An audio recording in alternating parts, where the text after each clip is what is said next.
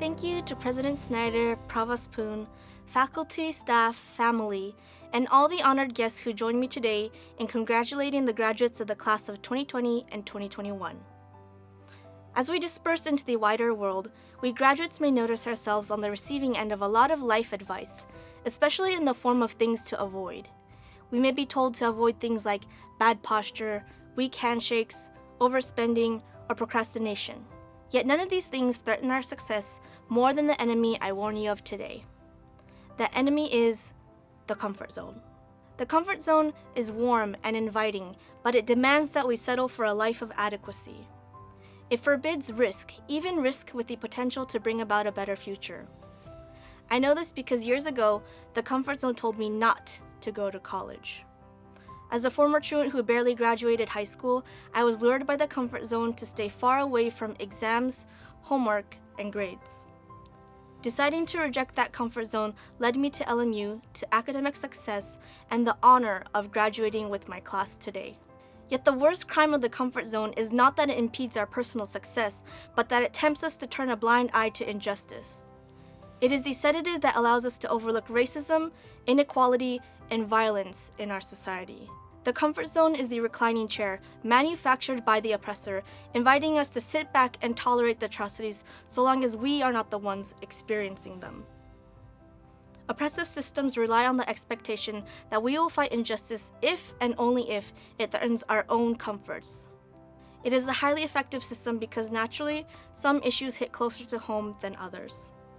For instance, my comfort zone is violated by the assault and murder of Asian Americans and Pacific Islanders, fueled by the racial tension caused by the pandemic. In the faces of those killed, I can recognize my family members and myself, which drives me instinctively to outrage. Yet to demand justice for these victims solely because I am an Asian American would be an insult to the concept of justice itself.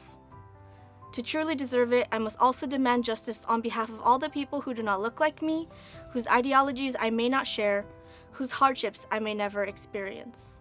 So although I do not share the color of their skin, I also demand justice for the racially motivated murders of George Floyd, Breonna Taylor, and Ahmaud Arbery.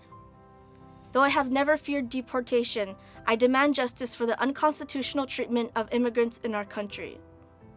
And though I was born a cisgendered woman, I demand justice for the persecution and denial of civil rights to the LGBTQIA+ community. We cannot be selective in our search for justice because division among the oppressed is the lifeblood of oppression. To find the justice we seek, we must sacrifice the privilege of the comfort zone and harbor the risk of driving social change as a united people for all people.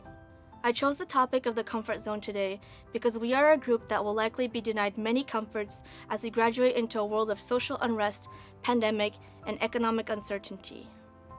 We will find ourselves facing obstacles we do not deserve, solving problems we did not create.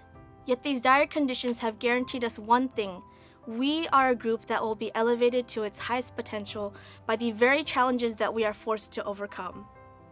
The desperate times before us will create the urgency needed to awaken the latent ingenuity in all of us. So while we may not be in for a leisurely drive, we will definitely discover how fast our cars can go. One day, I hope we will look back and appreciate the unfortunate state of the world we graduate in, for it has ensured us that we cannot and will not be a group that stagnates in the comfort zone. And I hope that when we do look back, it will be from a future that we have made kinder and more just by our own hands. If this is a future of peace, good health, lifelong friendships, and realized dreams, then I hope to see you all there soon. Congratulations, class of 2020 and 2021. Thank you.